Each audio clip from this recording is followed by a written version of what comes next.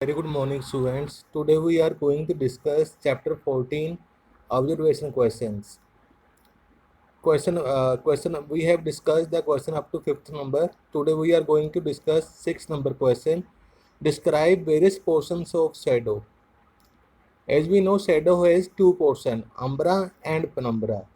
Darkest part of shadow is called umbra, and partially dark part of shadow is called penumbra. Let us discuss. A shadow has two portions, umbra and penumbra. Umbra, the darkest part of shadow where the light is completely blocked is called an umbra. जो shadow का जो darkest part होता है, यहाँ पर जो light है opaque object द्वारा कंप्लीटली ब्लॉक होती है। मीन जो जो लाइट है वहाँ पर मतलब वो डार्क शेडो का वो क्या होता है, सबसे डार्क पार्ट होता है जहाँ पर क्या होती है, लाइट कंप्लीटली ब्लॉक होती है। उसको क्या बोलते हैं हम? अम्ब्रा।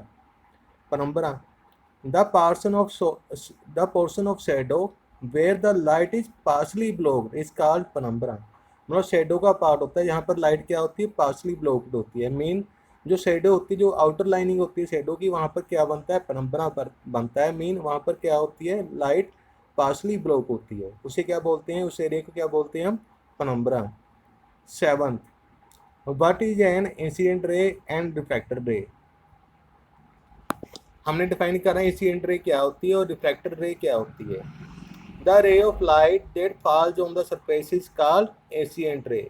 जैसे कि आप क्या करते हो, जब बल्ब ऑन करते हो या ट्यूबलाइट ऑन करते हो, तो क्या होती है, जो रेज ऑफ लाइट होती है जो सबसे पहले ऑब्जेक्ट की सरफेस के ऊपर टकराती हैं, उस रेस को क्या बोलते हैं हम? Incident ray. जब आप स्विच सोर्स ऑफ लाइट जैसे कि ट्यूबलाइट बल्ब ऑन करते हो, तो क्या होती है, जो लाइट वेव्स होती है जो ऑब्जेक्ट की सरफेस से टकराती हैं, उससे क्या बोलते हैं? Incident ray.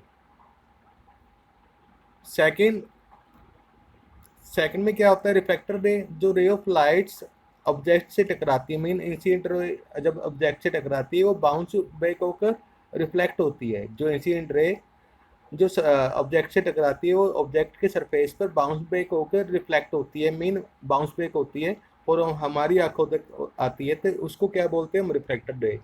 The ray of light that comes from the surface after bouncing back is called reflector रे। जो ray of light bouncing back होने के बाद हमारे तक पहुंचती है from the surface of object is called reflector ray. Question number 1 second. Question number 8, what is lateral inversion, explain with the help of suitable example. आपने क्या करना है, लेटरल इन्वर्सन क्या होती है और उसे हमने एग्जांपल देकर बताना है। द फेनोमेनन मीन प्रोसेस, ठीक है। फेनोमेनन क्या होता है? प्रोसेस होता है। Due to which the due to which the image of an object is laterally inverted is called lateral inversion. Phenomena mean process जिसमें क्या होता है, जैसे हम मिरर के सामने खड़े होते हैं तो जो मिरर में हमारी इमेज बनती है, उसमें क्या होता है, जो हमारी इमेज बनती है मिरर में, जो हमारा लेफ्ट हैंड होता है वो क्या होता है? राइट हैंड दिखाई देता है। जो राइट हैंड होता है वो क्या दिखाई देता है इमेज में? Left hand. मीन जो इमेज होती है वो क्या होती है? लेटरली इन्वर्ट हो जाती है, मीन हॉरिजेंटली इन्वर्ट हो जाती है। इसको हम क्या बोलते हैं? Lateral inversion. In lateral inversion में क्या होता है, जो हमारा राइट पोर्शन होता है वो इमेज में क्या दिखाई देता है? राइट। जो राइट पोर्शन होता है इमेज में क्या दिखाई देता है? वो लेफ्ट। जो हमारा बॉडी का लेफ्ट पोर्शन होता है इमेज में क्या दिखाई देता है? राइट। एग्जाम्पल जो लेटरल इन्वर्सन क्या है? Palm of hand. जो अगर हम हमारे हैंड को पाम देखेंगे, हथेली देखेंगे मिरर में, जो हमारे राइट हैंड का पाम होगा मिरर में क्या दिखाई देगा? वो लेफ्ट हैंड दिखाई देगा, ठीक है। एनी अनसिमेट्रिकल ऑब्जेक्ट एक्सेट्रा, जो ऑब्जेक्ट जिसमें रेडियल सिमेट्री नहीं होती, मीन जो ऑब्जेक्ट जिसमें रेडियल सिमेट्री नहीं होती वो उसे क्या बोलते हैं? अनसिमेट्रिकल ऑब्जेक्ट, ठीक है। All the unsymmetrical object show the lateral inversion in the image. Give the schematic diagram of pinhole camera. आपने क्या करना है, यहाँ पर पिनहोल कैमरा की डायग्राम बनानी है, जो कि कितने पेज नंबर पर है? 200 पेज नंबर पर है। Question number 10, explain how solar Eclipse happen with the help of diagram. आपने एक्सप्लेन करना है भी सोलर इक्लिप्स कैसे लगता है। When the moon comes in between the sun and earth in straight line, when the moon comes in between sun and earth in straight line, and the shadow of moon blocks the sun rays falling from the earth for a short duration।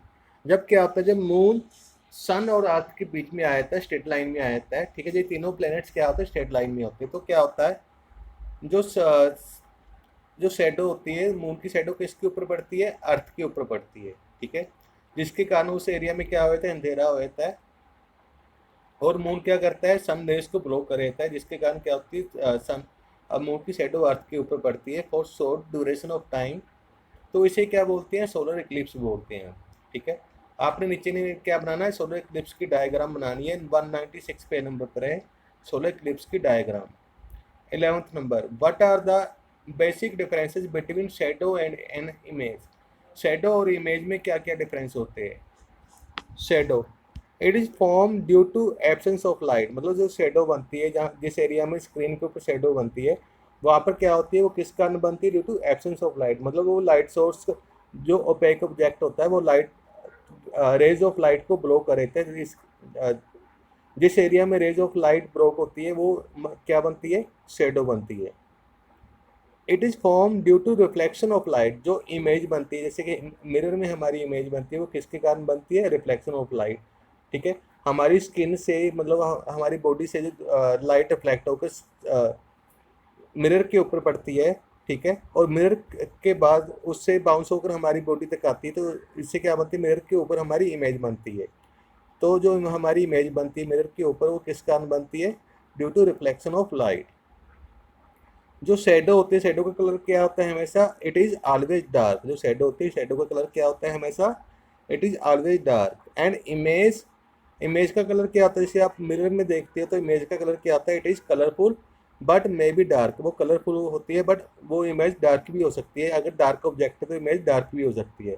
Dark object है या light, अगर light कम है तो image, जो image होगी वो dark भी हो सकती है। For a shadow to form, point 3, shadow, for a shadow to form a screen is necessary, मतलब शेडो बनने के लिए स्क्रीन नेसेसरी होती है, मतलब अगर शेडो तभी बनेगी अगर स्क्रीन होगी, अगर स्क्रीन नहीं होगी तो शेडो नहीं बनेगी। जैसे कि आप हाई फ्लाइंग ऑब्जेक्ट्स होते हैं, जैसे कि एरोप्लेन, बर्ड्स, उनकी शेडो नहीं बनती, क्यों नहीं बनती, क्योंकि वहाँ पर स्क्रीन नहीं होती।